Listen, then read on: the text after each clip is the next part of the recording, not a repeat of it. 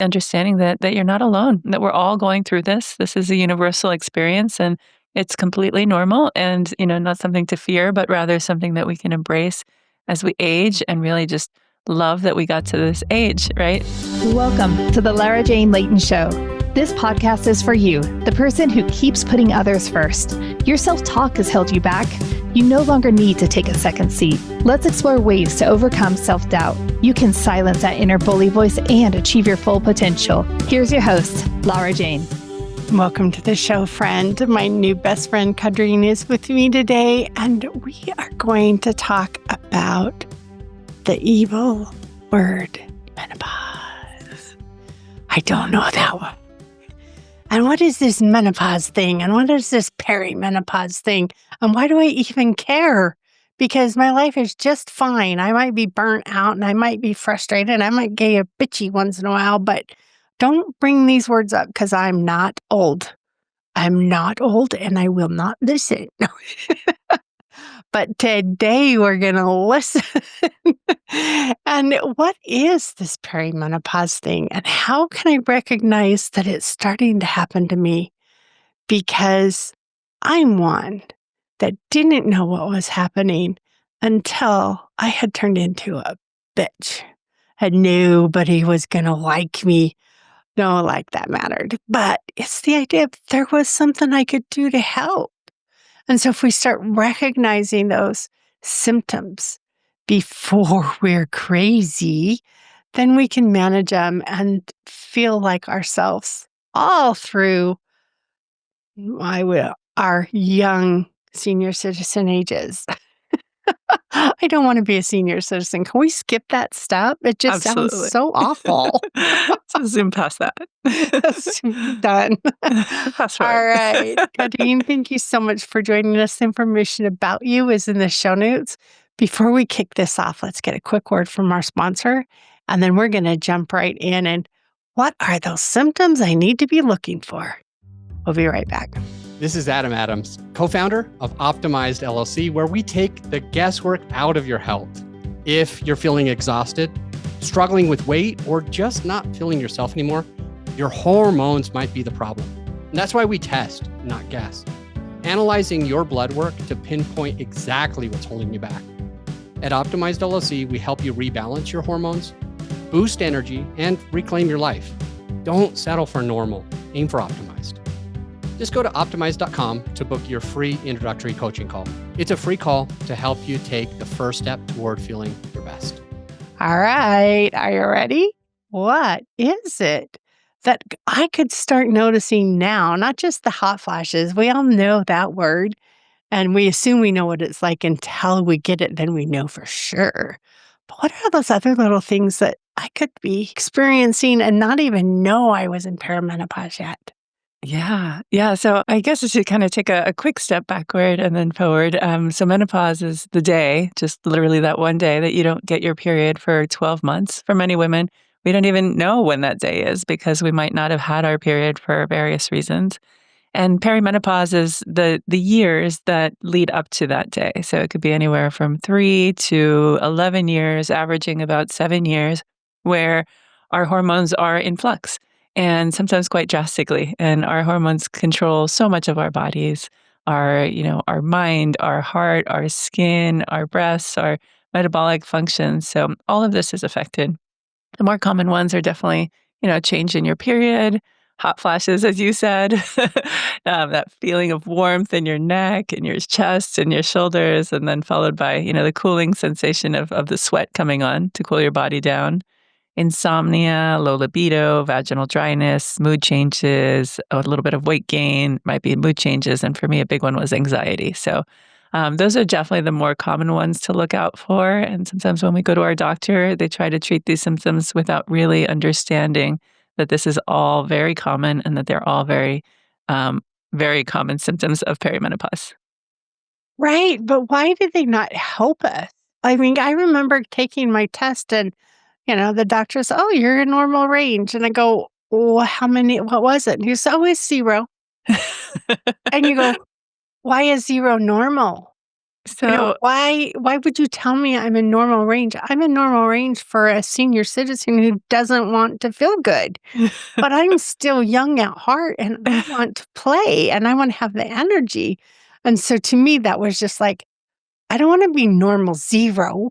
this is such a huge problem. So the biggest thing is first, the tests are hard to define, right? Because our hormones fluctuate moment to moment.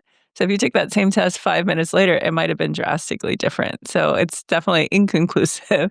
And the bigger story, though, is the doctors are not trained. So doctors in the United States only get 3 hours of training on menopause and hormone changes in midlife and later life during their residency. So they're just completely uninformed.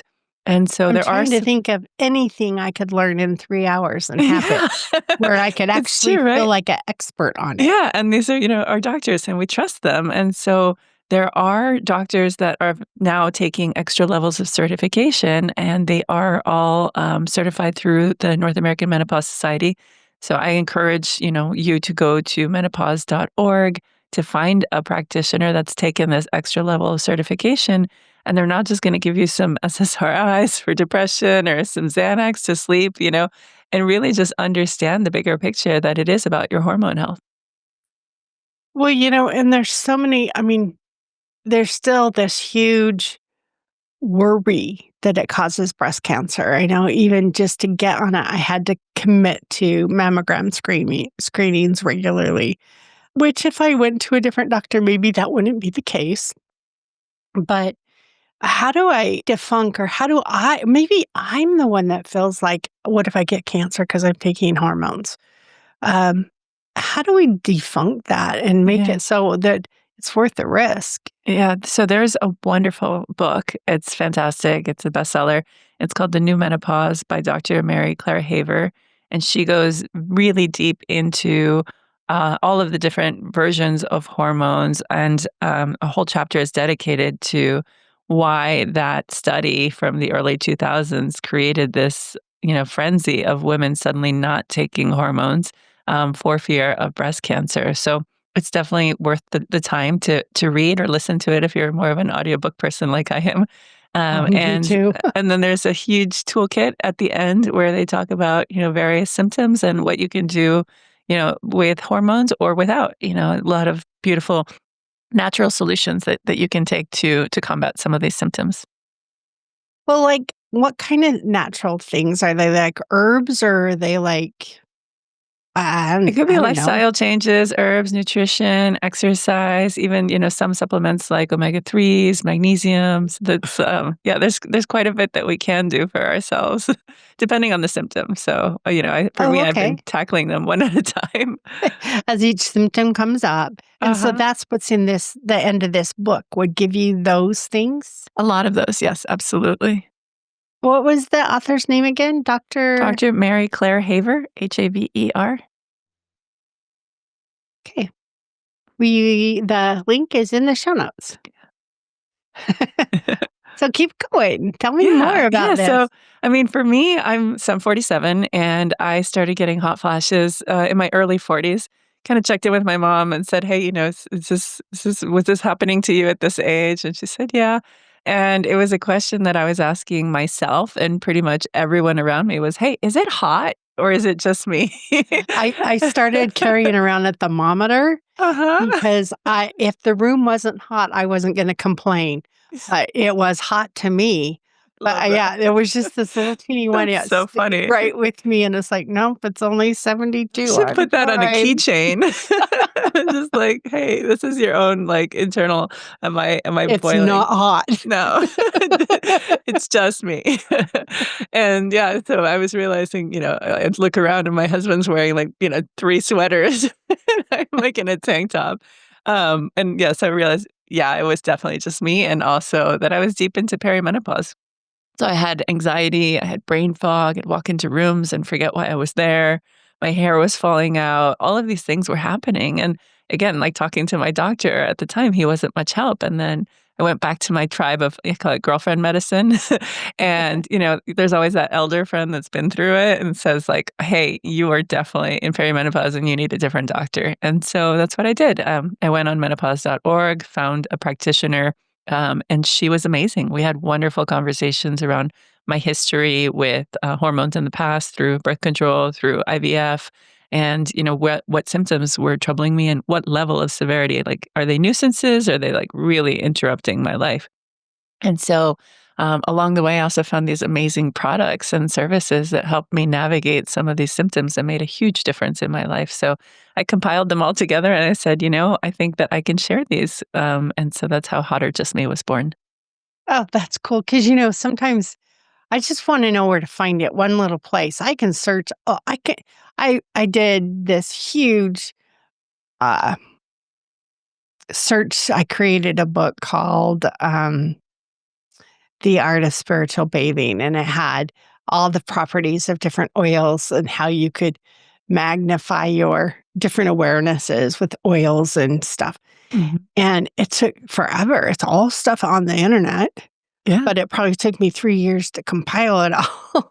Yeah. So just going, if you're like, anything on this page is good for your perimenopause, that's awesome. Yeah. I mean, That- I'm like kind of nerdy that way too. I went and I bought, those neck fans that you wear around your neck, Uh-huh. and so I went and I bought 40 different ones on Amazon and various places, and I tried them all out myself, to the point where they ran out of batteries. Like, how long does the battery last? Does my hair get stuck in it? Is it too heavy? Is it too loud? And so, just whittled it down. So I had like, okay, this is the gold standard of neck fans. And I've done that You for sound just somebody. like me. I'll try them all. Yeah. Because I'm going to find the one I like the best. Exactly. Which one works and which one would I feel proud sharing with you, right? Right. Yeah. Yeah, because I definitely, and then I'll always buy one for the other girl in the office. Uh-huh. So Hey, we're not this alone. really works It's for a me. Here, trend. you can have it too. Everybody's doing it. So rattle off real quick, even though it's in the show notes, what is this page where you've put all these amazing products? Yeah, so it's a website and it's www.hotorjustme.com. And it's sorted by different collections of symptoms, right? So hot flashes, insomnia, fatigue, vaginal dryness, low libido. We have a bookstore and a gift shop. Products are also grouped by bundles. We've got a wonderful quiz that helps navigate, if you don't know where to start. And then we have an amazing resource library of about 75 articles with everything from, what are the symptoms? Is HRT right for me? Bone loss, bone density, diet, any kind my. of, yeah, it's really extensive and really helpful. And I hope that it's of use for you as well. Yeah. Is there anything that I would have in my house right now today that would help me with, I think the symptom that caught me the most off Mhm. guard was impatience. I wanted to jump down people's throats. It's like, just get out of my way. Yeah. And which is weird because I never had that before. And then just all of a sudden, just irritation if anybody was in my way. It's kind of like swimming and then you bump your head in the side and you Oh, yell yeah. at the side of the pool. What had nothing to do with it. You're the one swimming. But I did this to people.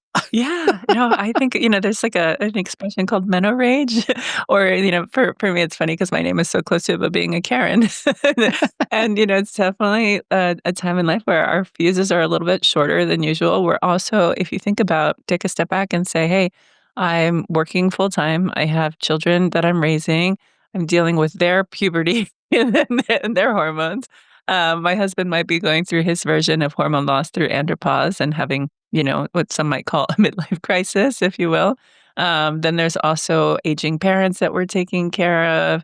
And then all of these changes happening biologically to us. Like, it's no wonder that our fuses are a little shorter than normal. And also we have these changes in our hormones. So what can we do? And so I've discovered quite a bit because I have, I guess, the fame in my house for being the Cuban fire is because I have like a little bit more historically of that shorter fuse. And so I've learned a couple definitely self-regulation techniques in terms of, box breathing or just deep breathing. And, my kids have become aware of, oh, mom's deep breathing. Let's give her a little space because she's going to blow. We don't. And If you so don't and get it's out of the really way. beautiful to be able to model that behavior for them too, and I see them now just saying, "Hey, I'm gonna take a break," or using the words even, right? Just speaking it into existence of, "Hey, I'm feeling frustrated," or "I'm feeling overwhelmed," or "I need a break." And that's been so helpful. I've never been one to meditate. I always thought that I was doing it wrong or that, maybe like I'm just, overthinking it. And then a friend introduced me to something called transcendental meditation. And it's been life changing for me in terms of just understanding that all the thoughts belong, right? And then when they do come up, it's just your body processing that stress or that thought or that emotion and then letting it move on. And just those 20 minutes every day have really made a huge impact for me. And then sleep is a big one. I think sleep is everything. If you don't get a good night's sleep, it affects your mood, your diet, your ability to, even get to the gym, your libido, your concentration, brain fog. So getting a good night's sleep has been something I've been a champion of. We've got wonderful tips and tricks and products to help out with that as well. Now, sleep's one of those things that I don't get. I mean, I get that I need to sleep. That's not the problem. But that sleep score they give you, Oh, I don't like do it. I've opted like, out. I don't get this. I slept my 8 hours and you're telling me I didn't get my physical recovery? Yeah. Well, how long am I supposed to sleep? What is that magic to having the right kind of sleep and feeling good? And I just thought, okay, I'm not going to pay attention to all these things No, I'm with you. I think the because it sleep doesn't score. make sense. No, I and I've just want had to feel friends that good. they feel rested, and then they look at their sleep score, and it was bad, and now that's, like, screwed them up to think that they had a bad night's sleep when they woke up feeling golden. So Right. So don't yeah. pay attention to it if it doesn't help you. Yeah. I just like, I know I slept good, or I know I didn't sleep good. There's nights I didn't feel like I slept, and my sleep score was better than the days I did. It's like, Yeah, what does this and then it stupid thing causes this, know? like, extra anxiety you didn't have before, so it's like, just let it go. My vote is just don't bother. And just, Don't yeah, look do at the the things that sleep you can score. exactly. It's just all So what do you look at to get, I mean, other than how you feel in the morning? Yeah. Like, I know that if I've taken some kind of muscle relaxant or a sleeping pill, that in the morning I am groggy. Yeah. I do not wake up good or Yeah. quick. But that's me. And I know other people that can take them and they're fine. But how do Yeah. I find that perfect sleep? I think the big one is, tracking, not tracking with the sleep score, but just, hey, like for me, I've noticed the nights I go out and I'll have a glass of wine with some girlfriends. And then the next day I have that headache or I wake up at like 2, 3 in the morning with, a little sweaty and more than it's been the rest of the month. So I've learned that I sadly am now a day drinker instead of an evening drinker. And I've also cut out caffeine. That really helps. And I thought that I needed my 2 cups of coffee, and when I cut out the afternoon caffeine, I was having better sleep, and then I realized, like, let's see what happens in the morning too, and that was really like, scary because 'cause I've always been a coffee drinker, and I thought, I'm gonna be slow and groggy, and it's almost been the reverse. I've woken up with more energy, and the biggest change there was the anxiety. I feel like I don't have as much, like, nervousness, jitteriness, or shorter fuse, when I cut out caffeine. And so, I yeah. definitely have thought of that over and over again. And I get up and I think the only way I'm kicking in is to drink this caffeine because Yeah. I just feel like I need to be primed like those old water pumps until I throw something really stiff in there. I'm not getting up. I'll get real But with you. I can tell you how I did it, and this is it's just between us girls, little friends here. okay, So tell me then. I kind of first I was like, "Oh, maybe I'll switch to decaf," because it wasn't so much the caffeine as it was the ritual, right? That warm beverage, the dark liquid and the cup in my hands warming me up. So did that, and then, the first day I knew I was gonna get a headache, so just kind of like about 30 minutes later than I was normally drinking coffee, I took 2 Advil. And then the next day, I did the same thing, but just 1 Advil. And then the 3rd day, nothing. No Advil, no coffee, and I was fine. And then this is the kicker. I did something kind of vain, but I went and I whitened my teeth. Because then I knew that I wasn't allowed to drink coffee for a week, and it worked. And so, yeah. I love that. That's such a perfect idea because, it's what is that thing that keep me from doing it? Mhm. Like, Yeah. Like, am yeah, I let's gonna go stain my everybody teeth go for this whiten your cup? teeth. Yeah. No more red wine at night and no more But yeah, and coffee in then, the morning. added I then it was okay, so, like, what else I added in, I started taking magnesium at night, that was really helpful. And then I changed where I slept. I used to be on one side of the bed, and I realized that I need to be really close to where that air vent is. So, as close to the air vent as possible, lowered the temp to about 60, 65 around that time in the morning, and then kind of warmed it up so that I didn't freeze my whole family in the morning. And then, yeah, change, to cooling sheets, cooling pillowcases, and have a cold glass of water by the bed just to fall back asleep. And then there's a lot of really wonderful apps that I found, or even on YouTube, they're free. It's called Yoga Nidra, but it's a beautiful meditation to kind of fall back to sleep that's been really Mhm. helpful. And yeah, I've become someone that's just well rested, more patient with my kids, and have a lot more energy now. Okay, so It's a lot. I yeah, like the other day, I had committed to somebody I was going to not have any caffeine until after 10 o'clock. And so I got up and thought, okay, the only way not to have this is distract myself. So I had my water and I can't even remember if I turned on the TV. I don't think I did, but I sat down on the couch, fell asleep, and woke up at 10:30. Wow. Well, I made the goal, but that wasn't quite the point. That How must do have I felt not good. fall asleep? 5 years to stay awake. Yeah. Oh, So it's like, okay, so is the resources, I mean, some of the things that you just spoke about, yeah. link, Yeah. but is there anything, I could probably have Advil in my house Mhm. and I probably have decaf in my house. So that could work for a few It's days. funny too when I go to, like, cafes or restaurants now, like, I'm that lady, that old lady that they have to make the decaf for because it's the ritual, right, of just having, like, that cup, that mug of coffee, and so, yeah, just being able to go through the motions. I'm not a big tea drinker, so I wasn't able to kind of switch it that way, but I know that that's, something that some people have talked about, that they just kinda switch from, coffee to an herbal tea, and they still kinda get that feeling of the ritual. Yeah, I started drinking half and half, decaf and half caffeine Oh, there you go. but Yeah. that way it just makes it so I have 2 cups instead of 1. You found a way.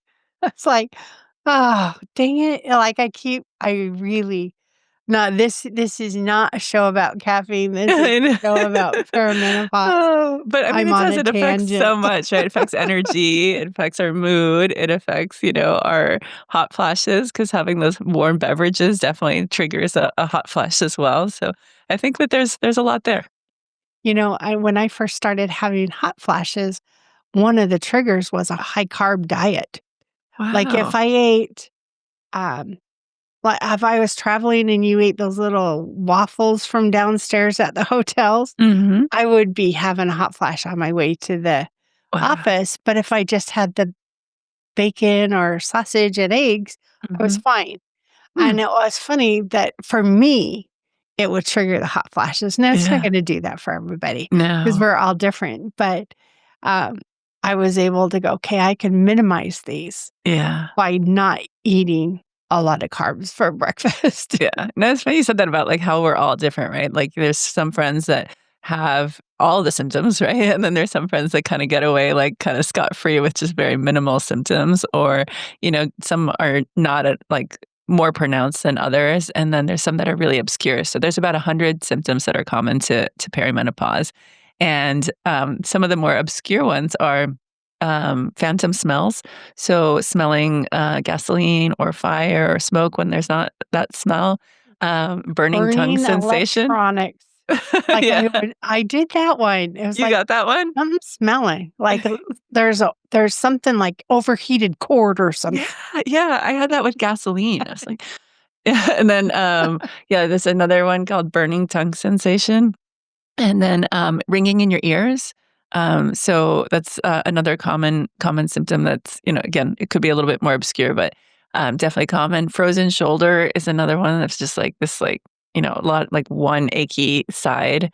There's obviously like, there could be something more underlying it. So I always say, like, make sure you talk to your doctor about, if there's a thyroid issue or any kind of like heart issues, osteoporosis, rule those out first as you Right. explore everything else. Yeah. Because some of these symptoms are for like so many different things. Yes. Like you can't just say, oh, it's okay because it's just perimenopause. Exactly. It's like, okay, this makes sense. So Mhm. I will go get it double checked. Yeah. 'Cause this ringing in my ear is going to drive me nuts. Mhm. And it might be something totally they can't do a thing about, and it might be Yeah. something they can. So Yeah. Or like me, maybe worth you a spent too much try. time next to speakers in your teenage years. Too many concerts. Never too many. Uh, You just need to take those earplugs nowadays. exactly. So, what are some of the other obscured symptoms that our friend may not Yeah, know so is this is linked to one that our friend might not talk about publicly, but I'll go there. But it's also the most popular section of our website is low libido and vaginal dryness.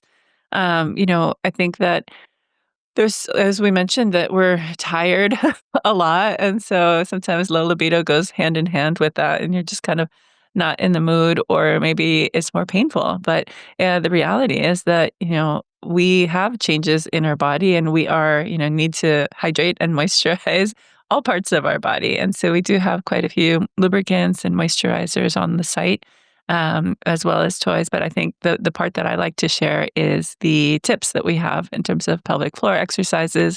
And I've discovered a couple of wonderful apps on your phone. I'm not a visual person to get aroused because I'm always comparing myself or thinking like, oh, that's not me. I can't do that. I don't look like that. But these audio stories are fantastic. They're erotic audio stories. The apps are Dipsy and Quinn. And what's beautiful about it is you might not be in the mood, like at that moment, but you could be like, instead of just like shutting down your partner, you could say, hey, but how about we just listen to this story together instead?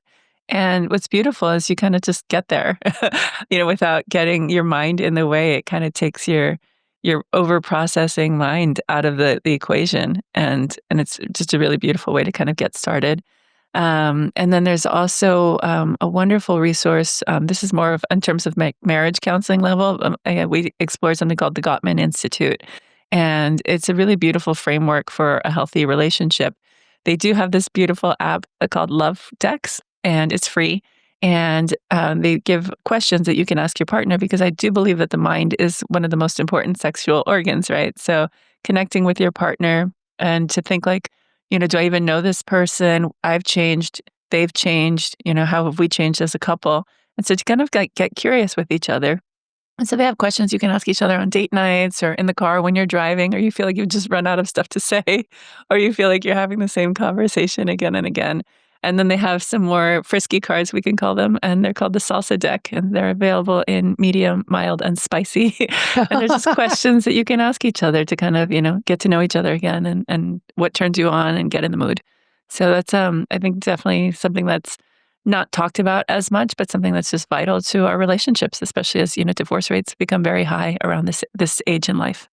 Well, and if you really think about libido, if you tell somebody I'm just not in the mood, that's other than your spouse, you could feel judged. We're Mhm. supposed to feel hot and sexy. We're supposed to feel ready to go whenever we feel like it. And when that disappears, you feel like you've gendered down.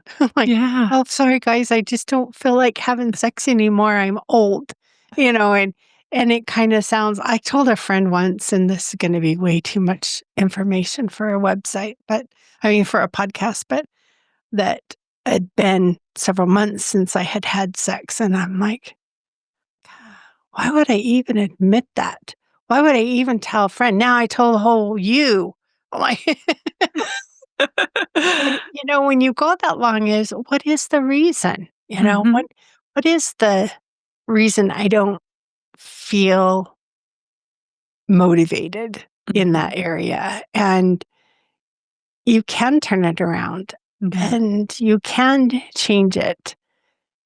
And that's the important part is you don't even have to talk about it anymore. There's so many resources you can just go find. Yeah. But yeah, I'm less of a woman because I wasn't in the mood for a few months. It's like, yeah, leave me alone. I'm grouchy. I want to bite your head off. I just wanna go to So, sleep. Yeah. yeah. So it's like it is. It's okay to experience the ups and downs in your life. And if Absolutely. you're going through some downs, Yeah. know that there are people that hold safe space and you Yeah. can talk about it and you're not less of a woman. Absolutely And not. there's places online that you don't even have to tell. Well, I guess they're tracking you everywhere, so they're gonna know. Somebody's gonna know, but Yeah. But here's the newsflash. The men are going through a version of this too, right? So it's called andropause. And the same way that our hormones fluctuate and decline, men have a decline in testosterone as they age. It's not as drastic or as erratic as a decline as women have. But there are really common symptoms of hair loss, weight gain, mood swings, insomnia, brain fog. So really common. And if anything, we can use this as a time to connect with our partner. They might be experiencing erectile dysfunction. There are changes in both of our bodies, right?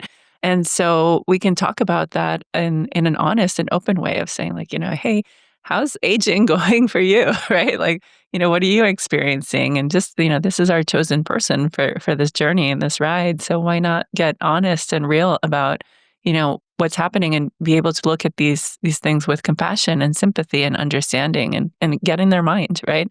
And so also sharing what's happening for you so that when you do say, I'm not in the mood or I'm not feeling up for it, it's like rain check, maybe, a little bit later, but I'm just having some of these symptoms right now. and I'm thinking about all these symptoms and the good ones and the bad ones, Mm. and they're all how we take it, and that's all how we flow through with it. And those things that are really, really struggling with, those are the ones we want to tackle first. Yeah. Maybe it is that morning headache that maybe I is because I had a drink at night and I need to put it earlier in the day.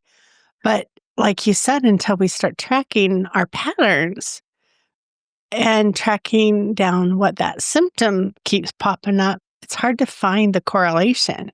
Mhm. And so I really liked your idea of track it. Yeah. Do Yeah. you use a particular app or do you use paper and pen?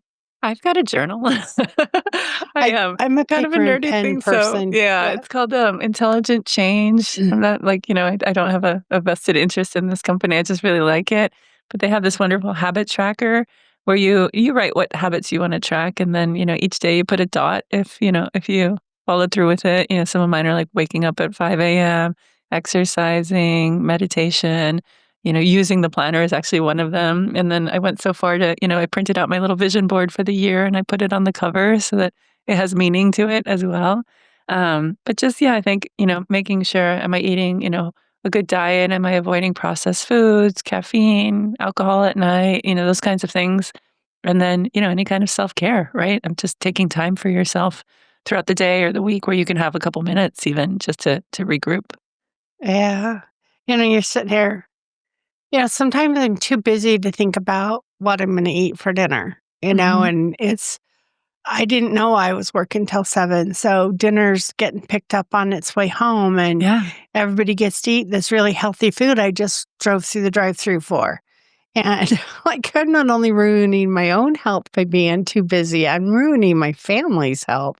Yeah. And it's like, there's got to be fun, easy ways to have healthy meals Yeah. I mean, this is gonna when sound this crap is going on. yeah. It's hard to say. My husband and I, we have 3 children. They're, all under the age of 9. And so he did the math and he said, "I make 121 meals per week." And this is like, all the various, food issues and snacks and, needs and likes of what each person likes in their food. So it's like all these like custom meals. But Sundays we just take a couple hours. We have food that, they have these vegetables that are chopped and sliced in at Costco, that it's like organic vegetables, and we just put them on a sheet pan to roast, and then roast chicken, and we have brown rice, chicken, and vegetables in like a bunch of Tupperware containers, and there's maybe 20 of those that we make on Sundays, and that's our lunches for the week, right? So that at least that we know we're having that healthy meal, and we make a schedule for what we're gonna eat, like for breakfast, lunches, and dinners for the week, including for the kids' lunches.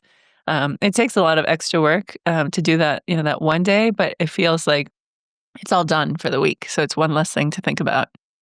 Food prepping is one of those things that you do feel like you spend a lot of time doing, Yeah.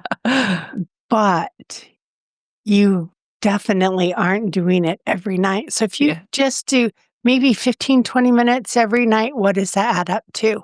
Mm. Let's say it's just 6 because we're going to eat our food on the other day. Yeah. So that's an hour and a half of just every night. And that's just the prep time. How much time do you spend thinking about it? And you were talking about Groceries, different, cleaning the dishes, all of it. yes. Yeah. And, so you're probably at least an hour, right? Uh-huh. So it's easy 6 hours, and you're not spending 6 hours on Sunday prepping. And I have this little cart that I keep in my pantry, takes up the whole friggin' floor space, but it's all those chopping tools and blenders and things that you don't use other than during meal prep. So they're all on this cart. Cart comes out, and anybody can out. My mom lived with us before she passed away for a while. And we'd pull this card out, and she had the things that she could do. Like, This and is then, so smart. I love yeah. this idea. And it's just like, here, it's all said and done. And when it was over, you were prepared for the week. Now, there's times when that's even too much. So there's all these buying the meals and if they come all prepped and all you have to do is microwave or oven them if that's what you feel better about. So they do have lots of those that the guesswork comes out. But for me, if I had more than my husband and I to feed, I think it would be price preventative. Mhm. It's okay for 2 people, but that is a little steep for a family. Yeah. But so many ideas that you Yeah. can do that are out there that are available that you can eat healthier. Um, and everybody's idea of healthy is different, So Yeah. I had 4 or 5 different meal prep ones coming, like the minimum, until I decided which one I liked. Yeah. Like, I'm not gonna tell you online which ones I didn't like just for, Yeah. everybody has different opinions, but, like, the ones my favorite are my husband's least favorite because 'cause they're rich in Mm. the keto side where it's heavy fats, Yeah. and he wants the lean. So it's just, like, even that is hard because you have just 2 people can have Different totally different. preferences. Yeah. Yeah, we have a granddaughter that's completely allergic to dairy and eggs. So when we have Monday night dinners, I have to have something that's not dairy and eggs. I have a Mhm. vegetarian, and we have a non-pork person. We have and so you have all these things. It's like, okay, what can I cook that everybody can eat and will like? Exactly. And that's healthy, right? Yeah. Or, good for us. And my husband has gallstones, so there's a lot of high fatty things that he just can't eat or it triggers pain. And so it's like, how do you balance all this out for a family I know. and really be prepared? And I love the idea that you had of you wrote it down, you planned it out. I've never bought the already cut up vegetables from Costco. Are Oh, they it makes frozen or it's fresh? frozen. Yeah. And Okay, so, I'm gonna yeah. look them because I have my Costco membership. It's where I get other things from. Yeah. And yeah, I love roasted vegetables. They're Yeah. the best ever. It just feels like very like nourishing, and yeah, it just feels like fall. I don't know why. To me, I just even something. like them in the summer, so Yeah. yeah, Yeah. but I do know what you mean by because that fall harvest, that Yeah. abundance, Exactly. It's fresh just fresh yeah. food. And then you see the vegetables, you look at your plate, and you know this isn't like processed foods that, are gonna affect your day. It's like just good natural, as close to the food as possible, right? So I think that's a big one is just looking at your plate and, like, being able to say, like, "Yes, I recognize this as an actual food," versus something that's been, like, blended and processed or Oh, whatnot. and Yeah. it's funny when you read, the ingredients Oh, yeah. labels. It's like, that's too many things I can't pronounce, not eating Exactly. that. I'm like, I Yeah. don't even know what these things are. No. So we've talked about diet, we've talked about sleep, we've talked about our thoughts and how we can get really cranky. Do you have Mhm. a solution besides eating well and sleeping well for those cranky thoughts? Because Yeah, I I mean, I think I don't yeah. know, but to me, that was my most bothersome. I could deal with a hot flash, but when you're cranky, you're bitching about it and nobody wants to Yeah. hear. So it's like, what is that happy medium? I think yeah, I think the one that we haven't touched on is exercise. So, Oh, going because for a that's an evil walk. word to me. Yeah, it's it could be anything to anyone, right? Like, for what's movement look like, Mhm. right? As we age, yeah, adding in stress or weight bearing exercises is very important to build muscle tone, especially for women on our legs. To help us avoid any kind of injury or falls or hip issues. So just having a lot of muscle strength around the bones in our legs. But also just for stress relief, right? Like just like getting out of the house, going for a walk. Maybe it's gardening. Maybe it's an activity. I've got a nerdy one I've taken up later in life. It's ballroom dancing. So, That one and sounds so much it's fun. so fun. I get, twirled and spun and, it's just like, I have joy when I come out of it and I'm tired, it's good exercise as well. Excellent cardio for, 45 minutes of movement nonstop.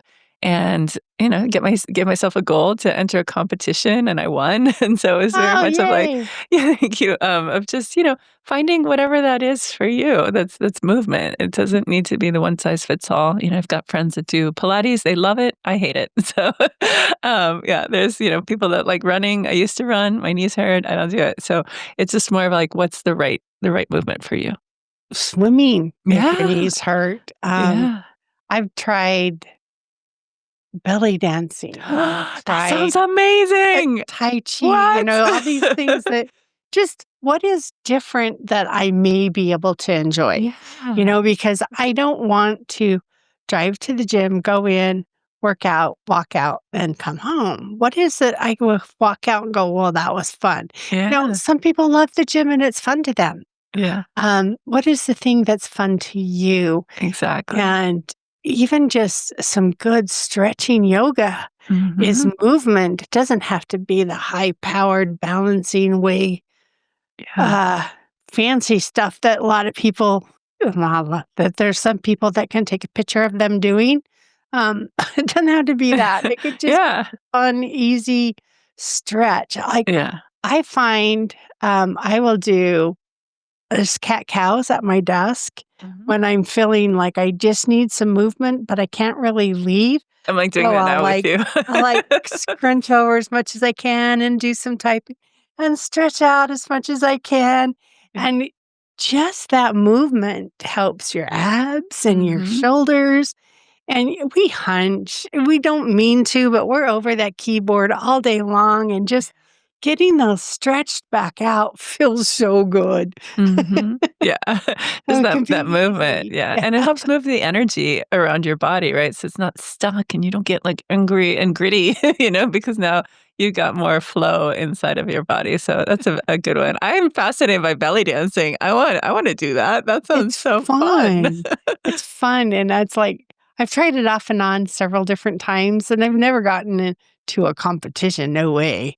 But it is different enough that you're moving your body like you wouldn't any other time, and Yeah. it's kinda like, "How do I make my body do this?" Yeah. And it makes you smile, right? You walk out with joy, and that has a big impact on your life and the people around you. So, yeah, I think that's beautiful. And all you had to do is tell 3 or 4 of your friends you're going, and guess who? They wanna go too. Yeah. Like, "Oh, that sounds fun." Like, I never went alone, I always went with people, and Yeah. so it made it way more fun. I love that. Let's walk through and just kinda summarize where we've been, what we can do. let's tell them all about you and how they can get a hold of you. And then what's that one thing they can do right now Oh. to help them through their perimenopause? Yeah. So I think, the big things that we touched on are obviously, nutrition and exercise and mental health and hormone health. So that includes finding the right doctors and practitioners and team of support people. It might be acupuncture, it might be a cognitive behavioral therapist. So just making sure you're surrounded with the right team for your health. And just prioritizing self-care, making sure that you have, time carved out for yourself for things that bring you joy and peace through this journey. And also just the understanding that you're not alone, that we're all going through this. This is a universal experience and it's completely normal and, not something to fear, but rather something that we can embrace as we age and really just love that we got to this age, right? It's a privilege to age and to have all these experiences in life. So along the way, make sure that you look for menopause.org to find the right doctor to help you with your hormone health and your journey. And should you feel inclined to find products and services or resources, I invite you to come to hotorjustme.com. And we have a discount code for you. Using the code LJL, you get 10% off of your order. Thank you so much for this time together. All right. Thank you. This is going to be fun. And what was that one thing? I was writing stuff down, and the one thing was go out to menopause.org. Yeah, and just I think the biggest is that you are not alone. I love that because we are not alone. And you may feel like you're the only one experiencing this. Be the brave one that dares talk about it, because I love there's that. more than just you that's going through this. So thank you Oh, for thank you. joining us. It's just been way fun. It's something. I had a hysterectomy in my early 30s, so I haven't had a period for so long that I don't know when that magical menopause date is or was. Yeah, So I'll just stay in perimenopause for I love it. Carin and I are not medical or mental licensed professionals. We're here for entertainment. If there's something we can do to help you go comfortably on your journey by eating healthy or exercising a little bit for these perimenopause things, follow your doctor's directions because they're the ones that know this the best. So thank you so much for joining. Friends, stay tuned for the next episode and we'll talk soon. Are you tired of waking up exhausted? You are not alone. If you're looking to take your life back, let's start with the simple step of adjusting your self-talk. Stay tuned for the next episode with your host, Lara Jane. Remember to follow the show so you don't miss the next simple step that you can use to feel more confident. And please leave an honest review.